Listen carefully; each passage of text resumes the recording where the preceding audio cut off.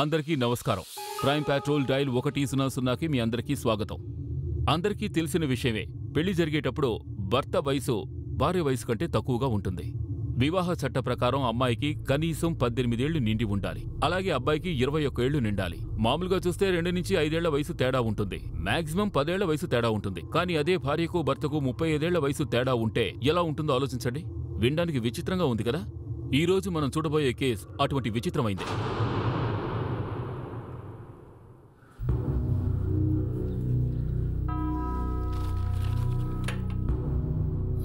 ఏమండి, నేను గుడికెళ్ళొస్తాను. ఆగు, గుడికి మాత్రం వెళ్ళిరా, ఇంకెక్కడికి వెళ్ళకూడదు. అర్థమైందా?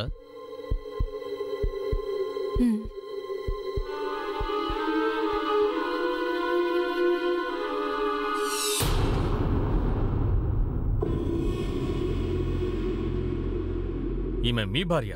అవును. ఏం సార్, వయసు ఎంత? వయసు అయినట్టే ఉంటాను, కానీ 56. నేను మీ వయసు అడగలేదు, ఈమె వయసు అడుగుతున్నాను. ఆమెక 21.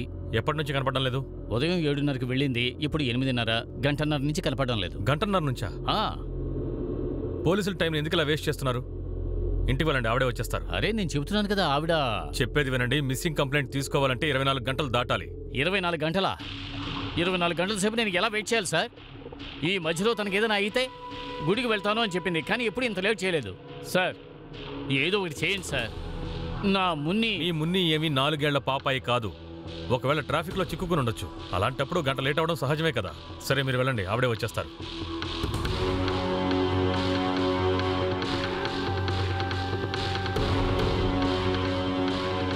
ఇక్కడ ఏం జరుగుతోంది? 4-5 గంటలయ్యింది, నా వైఫ్ ఇంకా ఇంటికి రాలేదు సార్. అరే అంకుల్, నేను చెప్తున్నాను కదా, 24 గంటల తర్వాత కూడా మీ భార్య మీ ఇంటికి రాలేదంటే అప్పుడు నాకు వచ్చి చెప్పండి, అప్పుడు రిజిస్టర్ చేసుకుంటాను. ఇప్పుడు బయలుదేరండి. లేదు, నేను వెళ్ళను, ఎందుకంటే నా పెళ్ళం కనిపించట్లేదు. మేము కూడా ఇక్కడ ఊరికెళ్ళాము సార్, మాకు కూడా చాలా పనులున్నాయి. ముందు బయలుదేరండి. నా భార్యకి ఏదైనా అయ్యిందంటే నేను పై అధికారుల దగ్గరకు వెళ్లాల్సి వస్తుంది. మొత్తం పోలీస్ డిపార్ట్మెంట్ని కోర్టులో నిలబడతాను.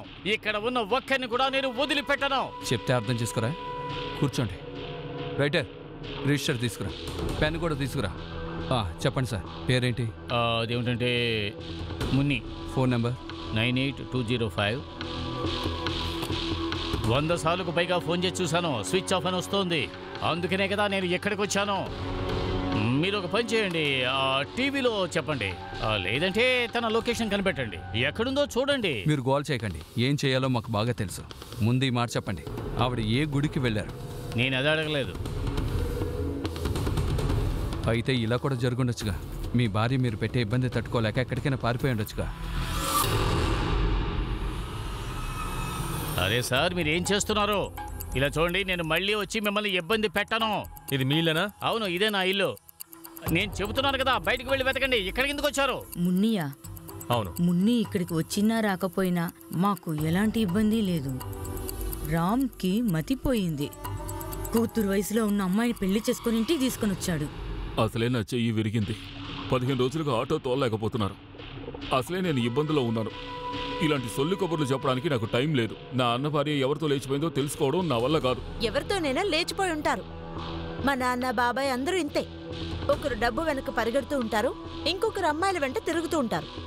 21 ఏళ్ల అమ్మాయి ఒక ముసలాడితో ఎలా కాపురం చేస్తుంది? మనకంటే తక్కువ వయసు ఉన్న అమ్మాయిని పెళ్లి చేసుకోవడం తప్ప ఏమిటి? అందరికీ కడుపు మంట సార్. నా పెళ్ళం చిన్నపిల్లలా ఉంటుంది కదా, అదంతా వదిలేండి సార్. ఇప్పుడు నా పెళ్ళం ఎక్కడుందో మీరు వెతికి కనిపెట్టాలంతే. మున్ని మిమ్మల్ని వదిలేసి ఎక్కడికి వెళుతుంది? ఎప్పుడు మీ గురించే కదా ఆలోచిస్తూ ఉంటుంది. వీడు నాకు కొడుకు లాంటి వాడు, నా తమ్ముడు కొడుకు. మున్ని గారు ఎక్కడికి వెళ్ళారో నీకేమైనా తెలుసా? లేదు సార్, నాకేం తెలీదు. నాకు తెలిసిందల్లా ఒకటే, మున్ని తప్పకుండా తిరిగి వచ్చేస్తుంది.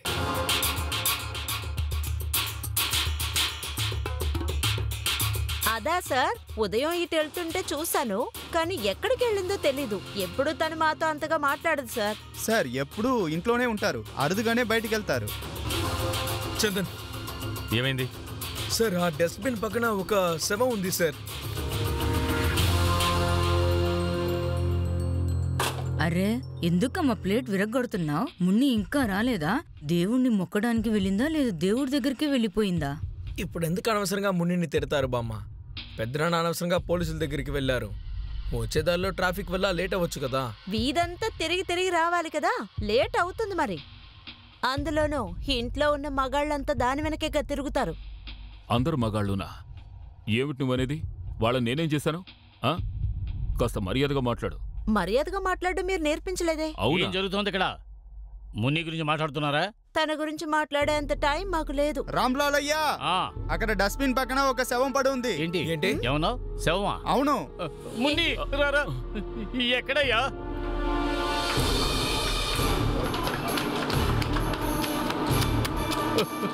నా మున్నికి ఏమైంది? వెళ్ళు, త్వరగా వెళ్ళి నా మున్ని ఏనా చూడు. మున్ని, మల్టిపుల్ స్టాబింగ్స్ ఉన్నాయి. ఐడి ఏమైనా దొరికిందా? లేదు సార్. నా మున్ని ఏనా? మున్ని, ఇతను రఘు. ఇతను మీకు తెలుసా? తెలుసు సార్. ఇతని కొట్టు ఈ పక్కనే ఉంది సార్. బట్ అడ్రస్ తీసుకుని వెంటనే ఇతని ఇంటికి ఇన్ఫార్మ్ చేయండి. సార్ ఇలా చూడండి. ఇతను మీలో ఎవరికైనా తెలుసా? ఏమైంది బాబు? అలాగా వచ్చిందా?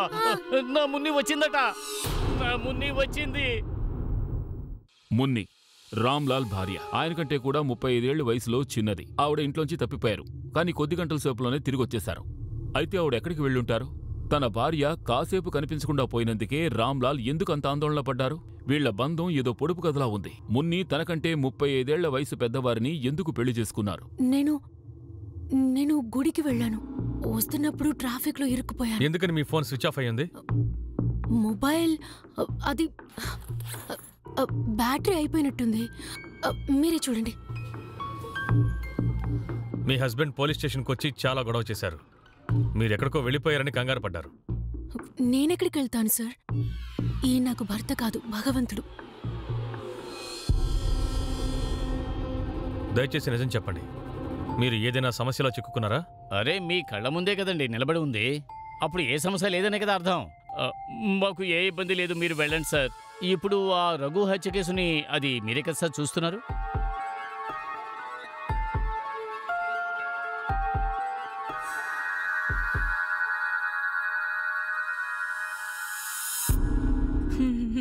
అయ్యో దేవుడా, నా కొడుకుని ఎవరు చంపారో. మీకు తెలిసి రఘుకి ఎవరైనా శత్రువులు ఉన్నారా? సార్ లేరు సార్. మా అన్నయ్యకి ఎవరితో సమస్య ఉండబోతుంది? తను చాలా మంచోడు సార్. నా కొడుకుని నేను ఎప్పుడు ఇంటికి తీసుకుని వెళ్ళొచ్చు? పోస్ట్ మార్టం రిపోర్ట్ వచ్చిన తర్వాత. అయ్యో, మీరు ఇంటికి వెళ్ళండి, మేము మీకు ఫోన్ చేస్తాం. బట్ రఘు చెల్లెలు అర్చన ఏదో చెప్పాలనుకుంది. ఇందులో ఏదో రహస్యం ఉందని నాకు అనిపిస్తోంది. నాకు అదే అనిపిస్తాం సార్. తనకు తెలిసిన ఏదో ఒక రహస్యాన్ని మనకి చెప్పడానికి వచ్చినట్టుంది. కానీ రఘు బాడీ మీద ఉన్న మల్టిపుల్ స్టాబింగ్స్ని బట్టి చూస్తే ఎవరో అతని మీద ప్రతీకారం కోసమే చేసినట్టుగా అనిపిస్తోంది.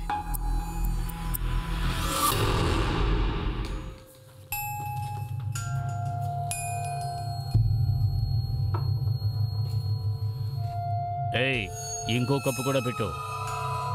2 కప్పులు తాగుతారా? నేనిది అందరి కోసం తెచ్చాను. చెబుతున్నాను కదా.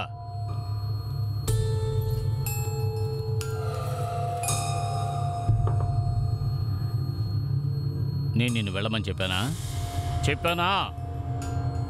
3 కప్పు కూడా అక్కడే పెట్టు.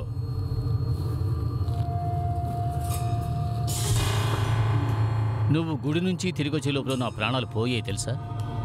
సారీ, ఏదో పొరపాటు జరిగింది. ఇకపై అలా జరగదు. దగ్గర 6-7 గంటలు నువ్వు కనపడకుండా పోయావు. 6-7 గంటల్లో నా తల పగిలిపోయి ఉండేది. దాని గురించి ఆలోచించావా? అదే విధంగా 6-7 గంటల పాటు నువ్వు చిత్రహింసలు అనుభవించేలా చేస్తావు.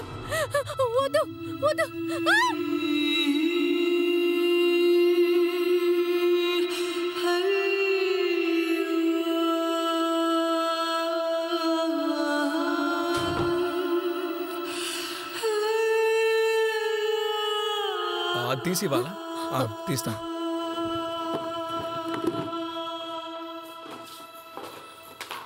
నిన్ను గట్టిగా కుట్టారా?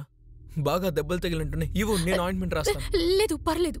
ఆ ముసలాడి గురించి మాత్రమే ఆలోచించకుండా నీ గురించి కూడా ఆలోచించు. నా గురించి బాగా ఆలోచించి పెళ్లి చేసుకున్నాను. నాకు సంబంధించినంత వరకు ఆయనే దేవుడు. దేవుడా? అసలు దేవుడికి అతనికి ఏదైనా పోలికలున్నాయా? అసలు అతను ఏం చేశారు? చెప్పు. ఆయన నా భర్త. మున్ని, ఆవిడ మీ పెద్దమ్మ. ఇలా చూడు రేణు, నోటికొచ్చింది మాట్లాడడం ముందు నువ్వు ఆపే. అసలు ఒకరి గురించి మంచిగా చెప్పే అలవాటే నీకు లేదా? బహుశా నువ్వు ఇలా ఉండడం వల్లే నీ మొగుడు నిన్ను మధ్యలోనే వదిలేసి వెళ్ళిపోయినట్టున్నాడు. అవునవును, తప్పంతా నాదే. ఇందులో మీ ఎవ్వరికీ సంబంధం లేదు కదా. మేమేం చేశాం? నిన్నే అడుగుతున్నాను, మేమేం చేశాం? నీ భర్తే సరిగా లేడు, అర్థమైందా? ఏదైనా వాగే ముందు కొంచెం ఆలోచించాలి. కాస్త సైలెంట్ గా ఉండి నన్ను షో చూడనివ్వండి. నిన్న రాత్రి కూడా చూడనివ్వలేదు. కాస్త సైలెంట్ గా ఉండండి. ఎప్పుడు చూసినా కాకి గోళ్ళలాగా కొట్టుకుంటూనే ఉంటారు. అందరూ కలిసి నా ప్రాణాలు తీస్తున్నారు. వీళ్ళ మధ్య నన్ను వదిలేసి వెళ్ళిపోయారు కదండి.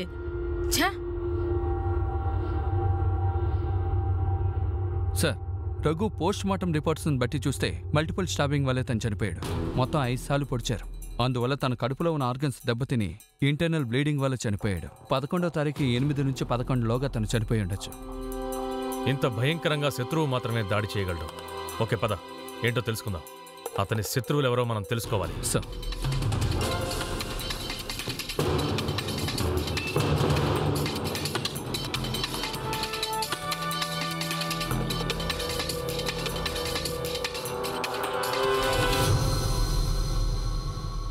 సార్, తనకి ఎవరి మీద పగలేదు సార్. మంచివాడే. కానీ కొంతకాలం క్రితం తన కొట్లో గొడవ జరిగింది. ఎవరితోటి?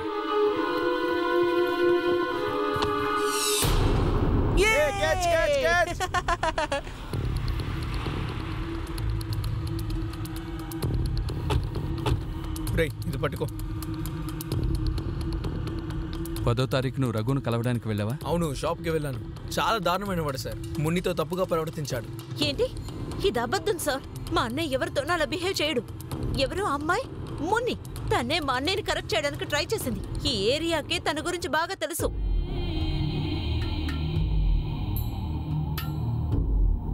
తనొక్కో మగాడిని పడగొట్టేటట్టు చూస్తుంది. ఏరియాలో ఉన్న అందరు మగాళ్ళు తను చూసి పడిపోతారు.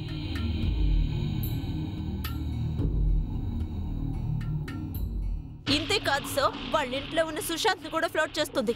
ఇదంతా ఎవరు చెప్పారు? రఘు చెల్లెలా? తను అబద్ధం చెబుతోంది. నేను నిజం చెబుతున్నాను సార్. నా మున్ని గురించి ఎవరైనా తప్పుగా మాట్లాడితే నిలువునా తగలబెట్టేస్తాను.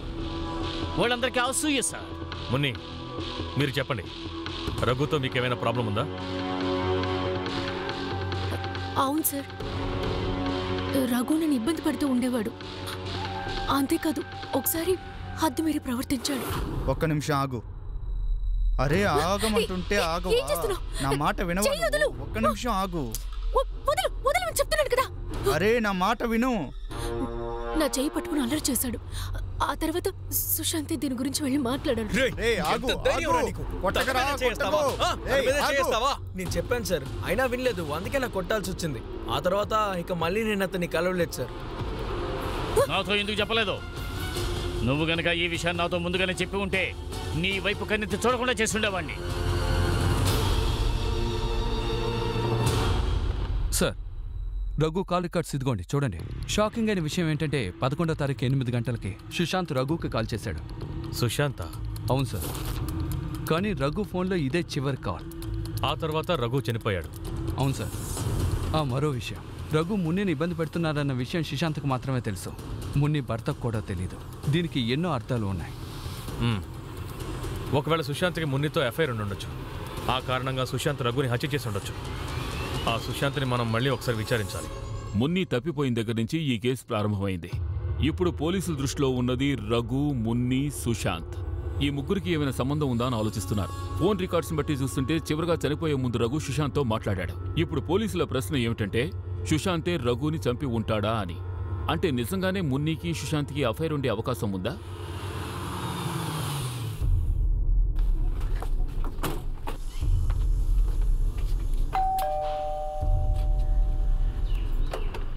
సుశాంత్ ఉన్నాడా? సుశాంత్ ఇంట్లో లేడు సార్. తను ఎక్కడికి వెళ్ళాడో తెలీదు. తన ఫోన్ స్విచ్ ఆఫ్ లోనే ఉంది. అయ్యో దేవుడా, ఎంత అన్యాయం జరిగిపోయింది. నా నగలన్నీ ఎవరో కాజేసుకొని వెళ్ళిపోయారు. ఏంటి? నేను మోసపోయాను. ఏమైందమ్మా? ఎవరో కాజేశారు. చెప్పండి. నేను మోసపోయాను. ఏమైంది? మొత్తం కాజేసుకొని వెళ్ళిపోయారు. ఏ అల్మరా? రూమ్ లో సార్. నేను చూపిస్తాను వెళ్ళి చూపించమ్మా. వెళ్ళండి సార్, చూడండి. ఇదే సార్. పారిపోయాడు. సుశాంత్ నగలన్నీ తీసుకుని పారిపోయాడు. సుశాంత ఇంట్లో వాళ్ళందరూ ఇక్కడే ఉన్నారు. మున్ని ఎక్కడ? సార్ మునియా, ఉదయం నుంచి తన్ని నేను చూడలేదు సార్.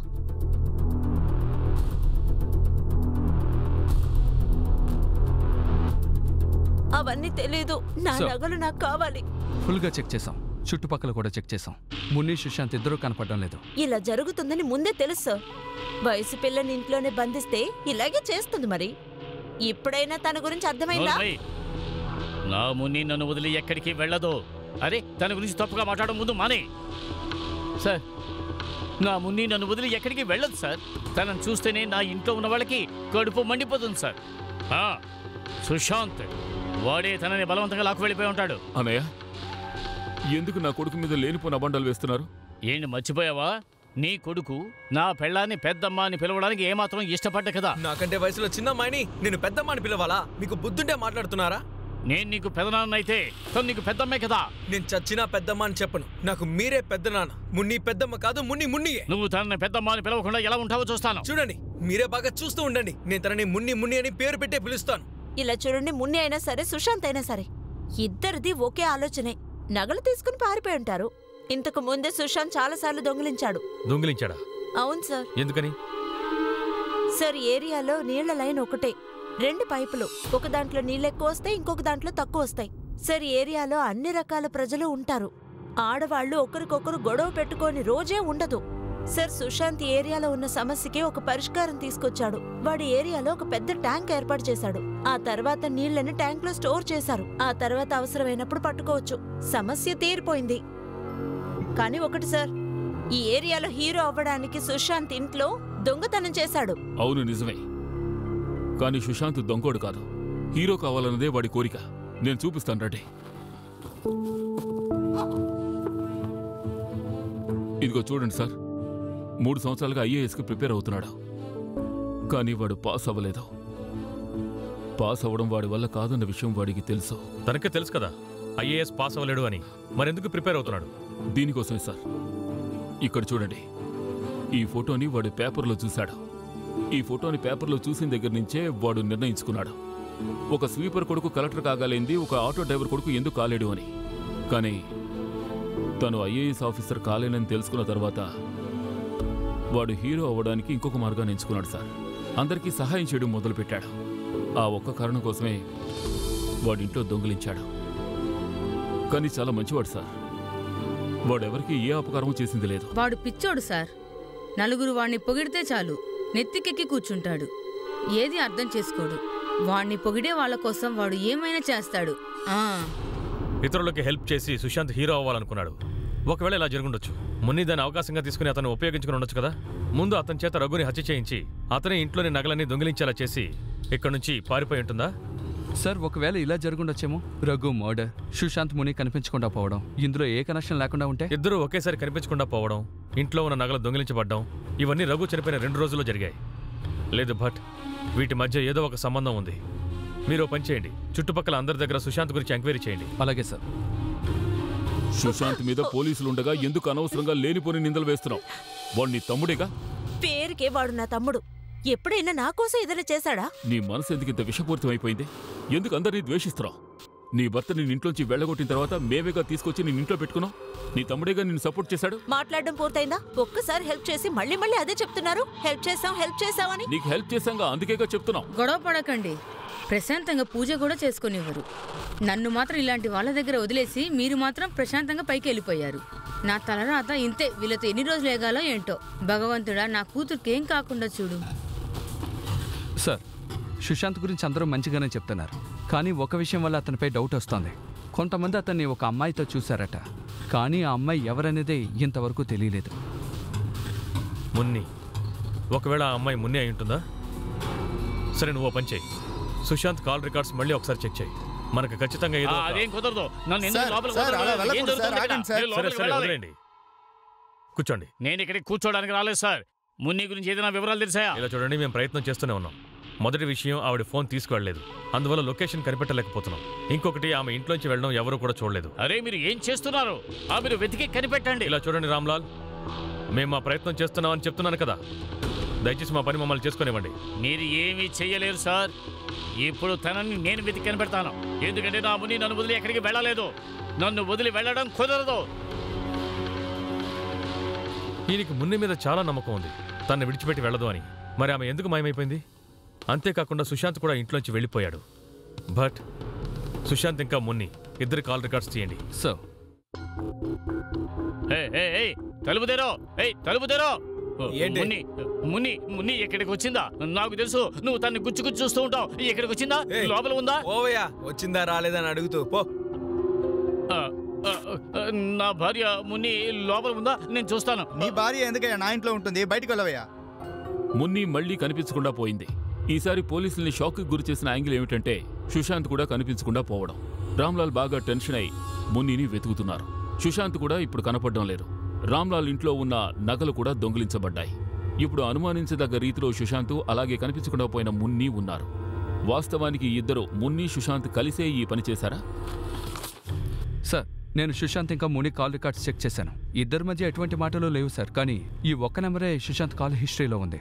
ఇలా చూడండి, ఈ నెంబర్కి సుశాంత్ రెగ్యులర్గా మాట్లాడాడు. ఈ డీటెయిల్స్ చెక్ చేసినప్పుడు ఇది కూడా సుశాంత్ పేరులోనే ఉంది సార్. ఇప్పటికే యాక్టివ్లోనే ఉంది. ఒకవేళ ఈ నెంబర్ని సుశాంత్ తీసుకుని మున్నికి చుంటాడేమో, లేక సుశాంత్తో చూసామని చెప్పారే ఆ అమ్మాయి కూడా అయ్యుండే అవకాశం ఉంది. ఇంతకీ ఆ అమ్మాయి మున్నియా లేక ఇంకెవరైనా? నువ్వు పని చేయి బట్ సుశాంత్ తీసుకున్న ఇంకో నెంబర్ లొకేషన్ని ట్రేస్ చేయండి. అతని పాత నెంబర్ మూమెంట్తో దాన్ని మ్యాచ్ చేసి చూడండి. సార్,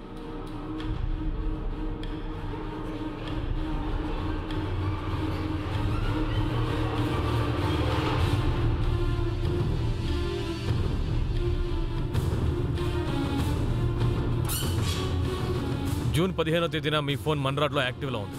అలాగే ఈ రెండో నెంబర్ కూడా. ఈ నెంబర్ సుశాంత్ పేరు మీద రిజిస్టర్ అయ్యి ఉంది. 22వ తేదీన కూడా ఈ రెండు నెంబర్లు ఒకే లొకేషన్లో ఉన్నాయి, గోకుల్ ధామ్లో. జూలై 10వ తేదీన కొలాబాలో. ఇప్పటికైనా నిజం చెప్తారా? సుశాంత్కి మీకు ఏంటి సంబంధం? నేను సుశాంత్ని లవ్ చేస్తున్నాను సార్. కానీ మా అన్నయ్య రఘుకి సుశాంత్ అంటేనే నచ్చదు. అందువల్ల ఎవరికి తెలియకుండా మీట్ అవుతాం. కానీ సార్, ఆ మున్ని తన్ని ఒంటరిగా వదిలిపెట్టదు. 24 గంటలు తన వెంటే పడుతుంది. ఒకవేళ సుశాంత్తో కలిసి మీరిద్దరూ మునిని మర్డర్ చేసే అవకాశం ఉంది కదా. సుశాంత్ ఎక్కడున్నాడు? తను ఎక్కడున్నాడో ఏంటో నాకు తెలియదు సార్. మా అన్నయ్య మర్డర్ తర్వాత తన్ని కలవనే లేదు. సార్, రఘుకు కూడా సుశాంత్ నచ్చలేదు. తనకి అర్చనతోటి సుశాంత్కున్న రిలేషన్షిప్ తెలుసు. ఒకవేళ సుశాంత్ అందువల్ల రఘుని చంపేసి దాక్కునే అవకాశం ఉంది కదా సార్. అయితే ఆ మున్ని ఆవిడేమయ్యారు? ఎందుకని? సార్, అదేంటంటే సార్, ఒక్క నిమిషం. హలో, చెప్పండి. ఏంటి?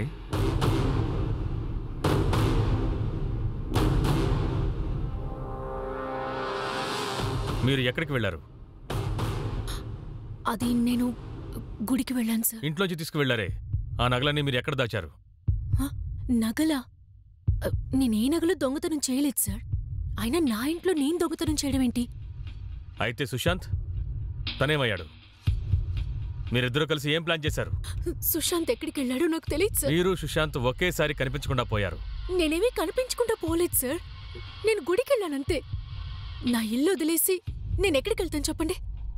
నిజానికి నా భర్తే నా భగవంతుడు. మీ మెడ మీద ఆ మార్క్ ఎలా వచ్చింది? ఇది మీ దేవుడిచ్చిన గిఫ్టా? లేదు, అది ఆయన వల్ల అవ్వలేదు. ఏదో పనిచేస్తున్నప్పుడు గాయమైందంతే. ఒక విషయం చెప్పండి మున్ని, మీ తండ్రి వయసున్న ఒక వ్యక్తిని మీరు పెళ్లి చేసుకున్నారు. ఎందుకని? బలవంతం వల్ల? సార్, నా తల్లిదండ్రులు చాలా పేదవాళ్ళు. నాకు పెళ్లి జరిగిన 2 ఏళ్ల క్రితం వరకు మా కుటుంబానికి చాలా సహాయంగా ఉండేవారు. 7,30,000 రూపాయలు మా కుటుంబానికిచ్చారు. మేం కష్టాల్లో ఉన్నప్పుడు ఆయన మాకు సహాయం చేశారు. ఆయనకి ఎంతగానో రుణపడున్నాను. అందుకని నేను ఆయన్ని... అవును, ఎక్కడికి వెళ్ళావు? ఎక్కడెక్కడ వెతికానో తెలుసా? ఇలా చూడండి రామ్లాల్. లేదు లేదు, మీరు ఏమీ చేయలేరని నాకు తెలుసు. అది నాకు ముందే తెలుసు, అందుకే కదా నేనే కనిపెట్టాను. చాలా థ్యాంక్స్ సార్. కానీ ఇదేం అలవాటు? ఆమెను ఇంటి నుంచి తిన్నగా స్టేషన్ తీసుకొచ్చారు. పద పద వెళదాం. ఒక్క నిమిషం. ఆమె విచారణ ఇంకా పూర్తి కాలేదు. విచారణ ఎందుకు? తనేం నేరం చేసింది? నేరం చేయలేదు, కానీ మరెందుకు విచారించాలి? తను చెప్పుంటుంది కదా ఎక్కడికి వెళ్ళింది, ఏం చేసి ఉంటుందని. అవును సార్, నేను గుడికే వెళ్ళాను. విన్నారా? ఇంకా విచారించాలి అంటే కోర్టు నుంచి ఆర్డర్ తెచ్చుకోండి. నేను వెళ్ళనా? రాముని వెళ్దాం రా. ఈ మున్ని ఎప్పుడు చూసినా గుడికి వెళ్తున్నారు. అసలు గుడికే వెళ్తున్నారు, ఇంకెక్కడికైనా వెళ్తున్నారు కనుక్కోండి. సో రా, లోపలికి రా. నీకు గుణపాఠం నేర్పకుండా వదిలిపెట్టను. అసలు నువ్వంత పాపం ఏం చేసావే? తరచు గుడికి వెళ్ళిపోతున్నావు. ఇంకోసారి వెళ్ళావంటే అంతే. గుళ్ళోనే దేవుడు ఉన్నాడా? ఇదిగో ఇక్కడ లేడా? అదిగో చూడు, కనపడడం లేదా? నీకు ఈ రోజు మంచి గుణపాఠం నేర్పుతానే. పదా. కూర్చో. ఏంటి దిక్కులు? అమ్మా, సుశాంత్ మావయ్య ఉంటే తాతయ్య ఇలా చేయరు కదా. నువ్వు నోర్మోయ్. నీ సుశాంత్ మావయ్య ఇప్పుడు తిరిగి రాడు. వాగుడాపి చదువు.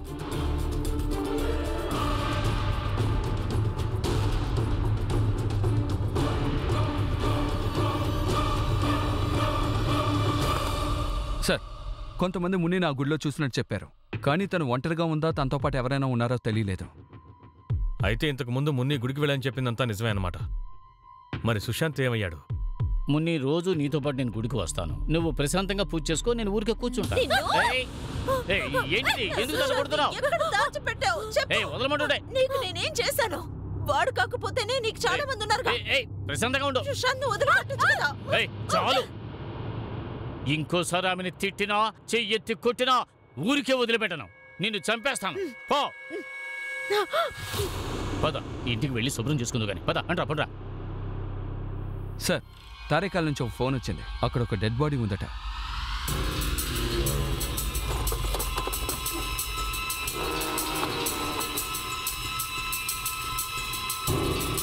అడు తప్పకండి. సుశాంత్ బట్ చెక్ చేయండి. సో కానిస్టేబుల్, చుట్టుపక్కల సర్చ్ చేయండి. Sir.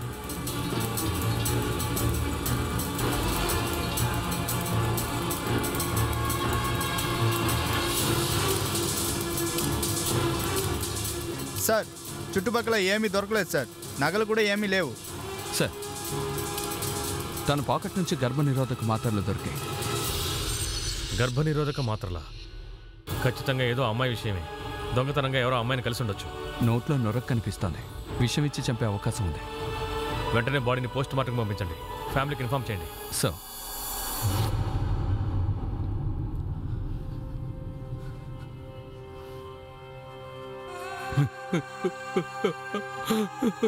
Sushant,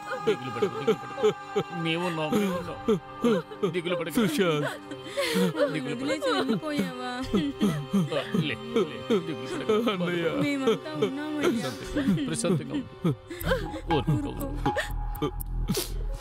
Prakash sir, Sushant pant పాకెట్లో చెక్ చేసినప్పుడు ఇది దొరికింది. గర్భనిరోధక మాత్రలు. వీటిని తను ఎవరి కోసం కొనుంటాడో మీరు చెప్పగలరా? ఆ విషయం మాకెలా తెలుస్తుంది సార్? మా అబ్బాయి మమ్మల్ని వదిలిపోయాడు. శాశ్వతంగా మమ్మల్ని వదిలిపోయాడు. ఏం లేదు, నేనున్నాను. ఇందులో 2 అమ్మాయిలు ఉన్నారు. ఐఎమ్ షూర్ ఖచ్చితంగా ఆ 2లో ఏ అమ్మాయి కోసమో అతను గర్భనిరోధక మాత్రలు కొనుంటాడు. ముందుగా ఆ అమ్మాయి ఎవరో మనం కనిపెట్టాలి. అర్చనానా లేక మున్నీనా? లేదు సార్, నేనెందుకు సుశాంత్ని దొంగతనంగా మీట్ అవ్వాలి? అది కూడా ఇంకెక్కడికో వెళ్ళి. అయితే ఆ మాత్రలు? దాని గురించి నాకు తెలీదు సార్. అయితే ఇంకెవరికి తెలుసు ఆ మాత్రలు ఇంకెవరికి కొనిచ్చాడని? నాకు తెలీదు. కావాలంటే మీరు అర్చనని అడిగి చూడండి సార్. ఎందుకంటే తనే సుశాంత్ గర్ల్ ఫ్రెండ్. మా మధ్య అటువంటిదేం లేదు సార్. ఒక అమ్మాయిని చూడకుండా ఎందుకు ఇంత దారుణమైన ప్రశ్నలు అడుగుతున్నారు? నాకేం తెలుసు సార్ తన పాకెట్లో ఎందుకు పెట్టుకున్నాడు, దేనికి పెట్టుకున్నాడని. అంతేకాదు, తనకు అందరికీ హెల్ప్ చేయాలంటే ఇష్టం. ఎవరైనా తీసుకురమ్మని ఉంటారో అందుకే తీసుకొచ్చుంటాడు. నాకు అది మాత్రమే సార్ తెలుసు. సుశాంత్ నాకే సొంతం. తను నాకెప్పుడు ద్రోహం చేయడు. అయితే తను ఎవరి కోసం తెచ్చుంటాడు ఈ టాబ్లెట్? అయ్యో సార్, నాకు అదంతా తెలీదు, నిజంగా చెప్తున్నాను. ఎవరినైతే పోలీసులు అనుమానిస్తున్నారో అతని శవమే పోలీసులకు దొరికింది. అలాగే వాళ్ళకి గర్భనిరోధక మాత్రలు కూడా దొరికాయి. అందువల్ల ఎన్నో ప్రశ్నలు ఎదురవుతున్నాయి. ఎవరి కోసం సుశాంత్ ఈ మాత్రలు కొన్నాడు? అర్చన కోసమా లేక మున్ని కోసమా? ఒకవేళ అర్చనని లవ్ చేసినందువల్ల అతన్ని చంపేశారా, లేకపోతే ఒకవేళ సుశాంత్ అర్చన మున్ని ఇద్దరినీ లవ్ చేస్తున్నట్టుగా నాటకం ఆడి మోసం చేశాడా? సార్, సుశాంత్ పోస్ట్మార్టం రిపోర్ట్ను బట్టి చూస్తే తను 14 జూలైన మాయమైన కొద్ది సమయంలోనే చనిపోయాడు. డెత్కైన రీజన్ పాయిజన్. తను తిన్న ఆహారంలో పాయిజన్ కల్పించారు. బాడీ మీద స్ట్రగుల్ మార్క్స్ ఏమైనా ఉన్నాయా? లేవు సార్. దీన్ని బట్టి ఒక విషయం బాగా అర్థమవుతోంది. విషయం ఇచ్చింది తెలిసిన వాళ్లే. సార్, ఒకవేళ మున్నికి సుశాంత్కి కనెక్షన్ ఉందని రామ్లాల్ అనుమానిస్తున్నాడా? అలా అయితే సుశాంత్ని చంపే అవకాశం ఉంది కదా.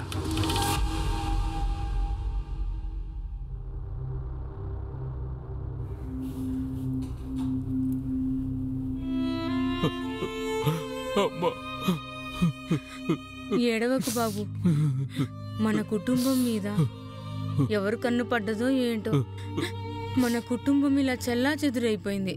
ఇలా చూడు బాబు, నన్ను పండలపూరికి తీసుకుని వెళ్ళు, మనసు కాస్త ప్రశాంతంగా ఉంటుంది. ఇక మనకి మనశ్శాంతి అనేది ఉండదమ్మా. నాకున్నది ఒకగానొక బిడ్డ. ఈ ఇంటి వారసుడు చనిపోయాడు. ఏ, నా కొడుకున్నాడుగా, వీడి ఇంటి వారసుడే కదా. నువ్వు కాసేపు కూడా నోరు మూసుకుని ఉండలేవా? చనిపోయింది నీ తమ్ముడు. నా తమ్ముడు చేస్తే ఏంటి ఇప్పుడు? ఒకసారి రామ్లాల్ గారిని పిలవండి, ఆయన విచారించాలి. ఆయన ఉదయం నుండి ఇంట్లో లేరు సార్. ఎక్కడికి వెళ్ళారు? నాకు తెలియదు. ఫోన్ నెంబర్ ఏమైనా ఉందా? సార్, నేను ఆయనకి ఫోన్ చేశాను కానీ స్విచ్ ఆఫ్ అని వస్తోంది. నేను ట్రై చేశాను, స్విచ్ ఆఫ్ అనే వస్తోంది. సార్, సుశాంత్ బాడీ దొరికింది కానీ రామ్లాల్ కనపడడం లేదు. ఒకవేళ ఆయనే అతన్ని చంపుంటాడేమో. రామ్లాల్ పేరు మీద ఉన్న డేటా అంతా చెక్ చేయండి. ఎందుకంటే సుశాంత్ని రఘుని హత్య చేయడానికి ఆయన దగ్గర మోటివ్ ఉంది. ఆయన ఫోన్ లాస్ట్ లొకేషన్ కనిపెట్టండి. సుశాంత్ ఆ గర్భనిరోధక మాత్రలు ఎవరి కోసం కొన్నాడో నేను కనిపెడతాను. అప్పుడే క్లూ దొరుకుతుంది.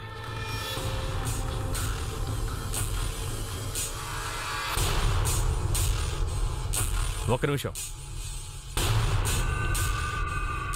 చెప్పండి సార్. ఇలాంటి ప్యాకెట్ని ఎవరింటి దగ్గర చెత్తబుట్టలో చూసావా? చూశాను సార్. ఇలాంటి ప్యాకెట్ నేను చాలాసార్లు చూశాను. రఘు ఇల్లు లేదా రామ్లాల్ ఇల్లు, వీళ్ళలో ఎవరింటి దగ్గర చూసావు? రఘు ఇంట్లో చూడలేదు సార్. రామ్లాల్ ఇంటి చెత్త కుప్పలో చూశాను. ఎందుకంటే వాళ్ళు చెత్తను మూట కట్టిస్తారు సార్. కానీ లోపల ఏదైనా ఉంటుందేమోనని నేను విప్పి చూస్తూ ఉంటాను, అంతే. అప్పుడే చూశాను. సరే, రామ్లాల్ ఇంట్లో ఇలాంటి ప్యాకెట్ని ఎవరు బయట పారేస్తారు? అది నాకెలా తెలుస్తుంది సార్? మున్ని, మిమ్మల్ని స్టేషన్కి పిలిచి ఎంక్వైరీ చేయడానికి కారణం ఇంట్లో అందరూ గొడవ చేస్తారని మాకు విషయం తెలిసింది. అదేంటంటే ఇలాంటి ప్యాకెట్స్ అన్నీ మీ ఇంట్లోంచే చెత్తబుట్టలో పడేస్తున్నట్టు తెలిసింది. మీ అత్తగారు వీటిని ఉపయోగించే అవకాశం లేదు. ఇక మీ ఇంట్లో ఉంటున్న రేణు భర్తకు దూరంగా ఉంటుంది. ఒకవేళ ఆవిడ వీటిని యూజ్ చేసినా కూడా తన తమ్ముడైన సుశాంత్తో వీటిని తీసుకురమ్మని ఎప్పుడూ కూడా చెప్పరు. మిగిలింది మీరు మాత్రమే. నిజం చెప్పండి, సుశాంత్ ఈ టాబ్లెట్స్ మీకోసమే తెస్తాడా? అవును సార్, సుశాంత్ నా కోసమే కొనుక్కుని వస్తాడు. అంటే మీకు సుశాంత్కి ఏదైనా? లేదు సార్, దేవుడు సాక్షిగా లేదు. మా మధ్య అటువంటి సంబంధం ఏం లేదు. నాకు బిడ్డని కనాలని లేదు. ఈ విషయాన్ని నా భర్తతో ఎలా చెప్పగలను సార్? అందుకే సుశాంత్తో చెప్పాను. చెప్పండి భట్.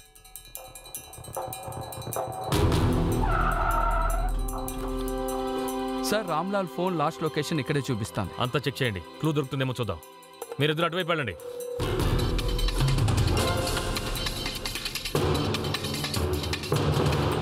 సార్,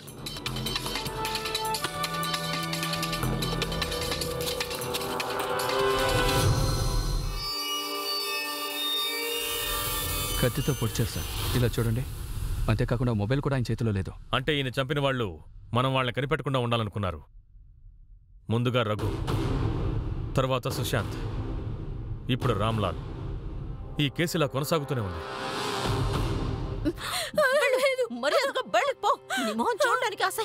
నేను ఎక్కడికి వెళ్తాను? ఎక్కడికైనా పో, మా నుంచి దూరంగా ఉండు. నా పిల్లాన్ని నీ కడుపులో పెట్టుకున్నావు, వదిలితే మమ్మల్ని కూడా చంపేస్తా. ఇక్కడ ఏం జరుగుతోంది? ఊరంతా తమాషా చూస్తోంది. తనను బయటికి నెట్టే, లోపలికి రావద్దు. మన కుటుంబ పరువు పోయేలా ఉంది. నువ్వేం చేస్తున్నావు? అదంతా నాకు అనవసరం. తను వచ్చిన దగ్గర నుంచి మనకి సమస్యలు మొదలయ్యాయి. తనను వెళ్ళమని చెప్పు. నోరు మూసుకొని వెళ్ళు. ఇంకెప్పుడు ఈ గుమ్మంలో కాలు పెట్టకూడదు. ఎక్కడికైనా పో, ఇక్కడికి రావద్దు.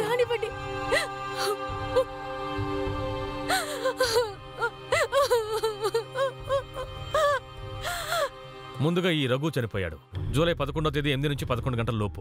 అదే టైంలో మున్ని కూడా కనిపించకుండా పోయారు. ఆమె కనిపించకుండా పోయిన 2 రోజుల్లో సుశాంత్ చనిపోయాడు. అంతకుముందు వాళ్ళ ఇంట్లో ఉన్న నగలు కనిపించకుండా పోయాయి. 17 జూలైన రామ్లాల్ బాడీ దొరికింది. సార్ రఘు ఇంకా రామ్లాల్ ఇద్దరిని ఒకే విధంగా చంపారు. ఇద్దరిని కత్తితోటే పొడిచారు. కానీ సుశాంత్ని మర్డర్ చేసిన విధం మరోలా ఉంది. నాకెందుకో కిల్లర్స్ ఇద్దరేమో అనిపిస్తోంది. ఒకరు సుశాంత్ని రామ్లాల్ని హత్య చేశారు, ఇంకొకరు సుశాంత్ని. అవును సార్. తరువాత హలో,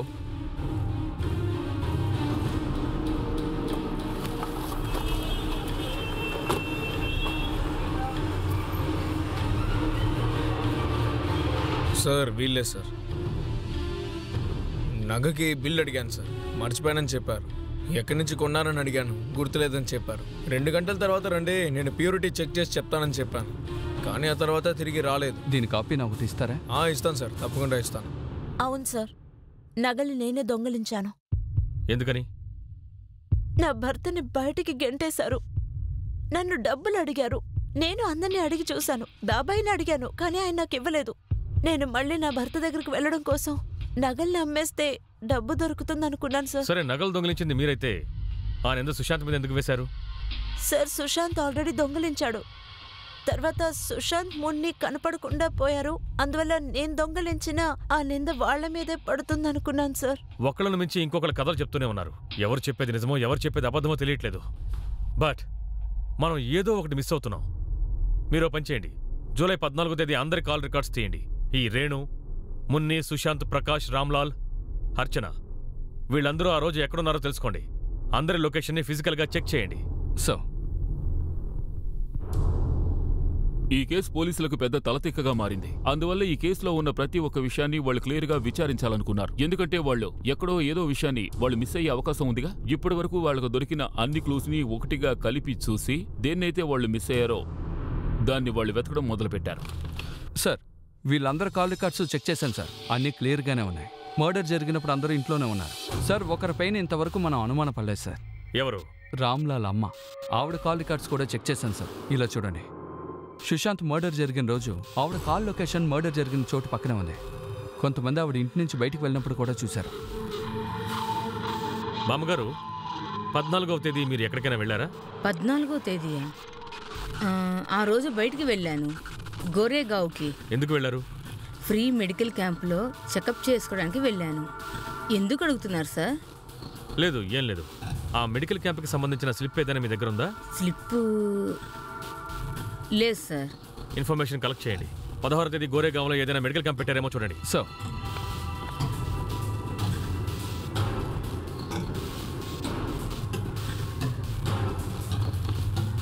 సార్ నేను గోరేగాల్లో అన్ని చోట్ల చెక్ చేశాను సార్. ఎక్కడ ఎటువంటి మెడికల్ క్యాంపు జరగలేదు. అంటే రామ్లాల్ వాళ్ళ అమ్మగారు మనతో అబద్ధం చెప్పారు? అవును, నేను అబద్ధమే చెప్పాను. సరే, ఇప్పటికైనా నిజం చెప్పండి. ఆ రోజు ఏం జరిగింది? నేను పిలిచాను కాబట్టి ఆ రోజు సుశాంత్ అక్కడికి వచ్చాడు సార్.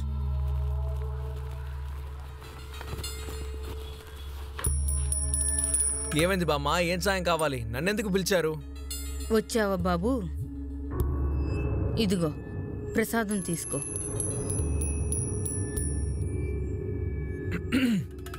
చెప్పండి బామ్మ, ఎవరికి సాయం చేయాలి? నాకే సాయం చేయాలి. ఇతరుల గొడవల్లో జోక్యం చేసుకోద్దని నేను నీకు ఎన్నిసార్లు అని చెప్పాలి? ఎంత చెప్పినా నువ్వు నా మాట వినవా? వాళ్ళు తాకే నీటిని మనం ఎలా తాకగలుగుతాం? దీనివల్ల వాళ్ళు మనం ఒకటే అనుకుంటున్నారు. ఇందులో మీరు ఏం కల్పించారు? ఈ రోజు నేను చంపకపోతే భవిష్యత్తు తలక్రిందులుగా మారుతుంది. ధర్మం కన్నా ప్రపంచంలో గొప్పది ఏదీ లేదు. తక్కువ జాతి వాళ్ళు ముట్టుకున్న నీటిని కూడా నేను తాగను. కానీ సుశాంత్ వల్ల ఊర్లో మార్పు మొదలైంది. అందుకే వాణ్ణి చంపాల్సి వచ్చింది. నేను సచ్చి పైకి వెళ్తే నా భర్తకు నేనేం సమాధానం చెప్పాలి? చెప్పండి సార్, మీరే చెప్పండి. రఘు ఇంకా రామ్లాల్ వాళ్ళెందుకు హత్య చేశారు? నేనెందుకు వాణ్ణి చంపాలి? నిజం చెప్పండి, వాళ్ళని ఎందుకు హత్య చేశారు? సార్, నేను నిజమే చెప్తున్నాను, వాళ్ళని నేను చంపలేదు. సార్, ఆవిడ మీద నాకు ఇంకా అనుమానంగానే ఉంది. ఒకటి ఏదైనా దాస్తున్నారు, లేక ఎవరినైనా కాపాడుతున్నారు. ఇంతకు మించి ఆమెను ఫోర్స్ చేయడం కుదరదు. మీరు పని చేయండి, వాళ్ళ ఇంటికి వెళ్ళి సర్చ్ చేయండి. సార్, సార్ ఏం కావాలి? హుసైన్ సార్, అటు వెళ్ళండి. ఏమైంది సార్? చెప్పండి కానిస్టేబుల్, సార్. మీరు పైకి వెళ్ళండి. ఏం చేస్తున్నారు? ఏం వెతుకుతున్నారు సార్?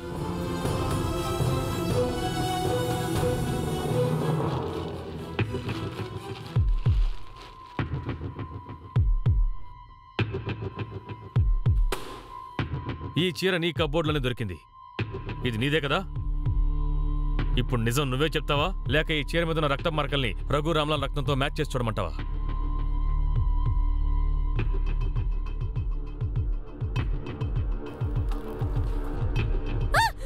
నా గురించి ఏమనుకుంటున్నావు? సుశాంత్తో నన్ను బెదిరిస్తే నీ వెనక పడ్డం ఆపేస్తానా? నీ వెనకాల కుక్కలా తిరుగుతున్నాను. ఆ ముసలాడితో నీ జీవితాన్ని నాశనం చేసుకుంటున్నావు. నా మాట ఒక్కసారి విను. నేనప్పుడే నిర్ణయించుకున్నాను, వాణ్ణి నా చేతులతోనే చంపాలి అని. ఆయన ఎన్ని రోజులని భయపడుతూ బతకాలి? అందుకనే నేనొక నిర్ణయానికి వచ్చాను. వాడికి ఫోన్ చేద్దామంటే నా ఫోన్లో బ్యాలెన్స్ లేదు. అందుకే సుశాంత్ ఫోన్లోంచి వాడికి ఫోన్ చేసి నేను చెప్పే చోటికి వాడిని వెంటనే రమ్మని చెప్పాను. దాంతో వాడు చాలా సంతోషంగా అక్కడికి వచ్చాడు. నాతో సంతోషంగా ఉండొచ్చని వచ్చాడు. దీనికోసమే వెయిట్ చేస్తున్నాను. ఇక రామ్లాల్ నీ భర్త, ఆయనెందుకు చంపావు? ప్రతిరోజు నన్ను చిత్రహింసలు పెట్టేవాడు. పని మనిషి కంటే చాలా దారుణంగా నా దగ్గర ప్రవర్తించేవాడు. నన్నెలా అనుమానించేవాడో తెలుసా? నేను ప్రశాంతంగా ఊపిరి కూడా తీసుకోలేకపోయేదాన్ని. నాకు 19 ఏళ్లుండగా వాడిని పెళ్లి చేసుకున్నాను. కానీ నేనేదో ముసల్దాన్ని అయిపోయినట్టుగా నాకు అనిపించింది. ఎక్కడికైనా పారిపోదాం అనుకున్నాను.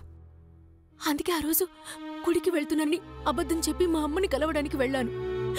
అమ్మా, నేను వాడితో అస్సలు బతకలేనమ్మా, దయచేసి నేను ఇంటికి తీసుకెళ్ళిపో. నిన్ను నేను ఇంటికి తీసుకుని వెళ్ళి ఎలా పెంచగలుగుతాను? నువ్వే చెప్పు. అక్కడుంటే కనీసం భోజనమైనా పెడతారు. నీ భర్త మన కుటుంబానికి ఏం చేశాడో మర్చిపోయావా? అతను మా అమ్మా నాన్నలకి 7,30,000 రూపాయలు ఇచ్చాడు. మా ఇద్దరికీ పెళ్ళయ్యి 2 ఏళ్లవుతోంది. ఒక సంవత్సరానికి 365 రోజులు, మరి 2 సంవత్సరాలకి 730 రోజులు. ఆ 730 రోజులు అతనితో ఉంటూ 7,30,000 రూపాయల అప్పుని నేను తీర్చేశాను. అయిపోయింది. ఇక సహనంగా ఉండకూడదు అని నేను నిర్ణయించుకున్నాను. ముని, నేను అరగంటలో వస్తాను. ఎక్కడికి వెళ్ళిపోకు. నేను రామ్లాల్ వెనకే వెళ్ళాను. నేను కావాలనే ఆ ఆటో వాణ్ణి చాలా గట్టిగా పిలిచాను. Auto, auto!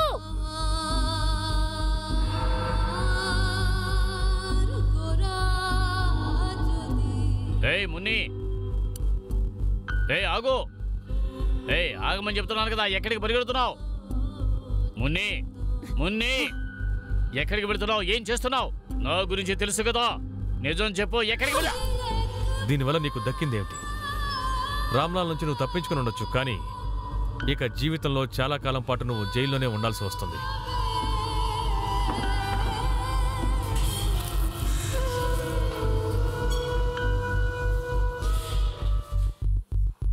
మున్ని తనకంటే వయసులో 35 ఏళ్లు పెద్దవాడిని పెళ్లి చేసుకుని జీవితంలో మనశ్శాంతికి దూరమైంది. తనలో ఏదో కోపం ఉంది, దాన్ని తను బయటికి చూపించలేదు. భర్త ముందు, కుటుంబ సభ్యుల ముందు తల ఉంచుకునే ఉండేది. కానీ కోపం అనే దాన్ని గుండెల్లోనే దాచుకుని ఉంటే ఏదో రోజు అగ్నిపర్వతంలా బద్దలవుతుంది. మున్ని విషయంలోనూ అదే జరిగింది. అందుకే ఏ విషయంలోనైనా కోపాన్ని వదిలేస్తేనే సరైన నిర్ణయాలు తీసుకోగలం. ఒకవేళ అవి మనకు పనికిరాలేదంటే చట్టపరంగా వెళ్లి ఆ సమస్యల్ని పరిష్కరించుకోవాలి. ఇంతటితో నేను మీ అనూప్ సోని ఇవాటికి సెలవు తీసుకుంటున్నాను. మరో ఆశ్చర్యకరమైన ఎపిసోడ్లో మనం మరోసారి ఇదే విధంగా కలుసుకుందాం. అంతవరకు మీరు, మీ కుటుంబం సురక్షితంగా ఉండండి. జై Hind. For more updates, subscribe to our channel, click the show links and enjoy watching the videos.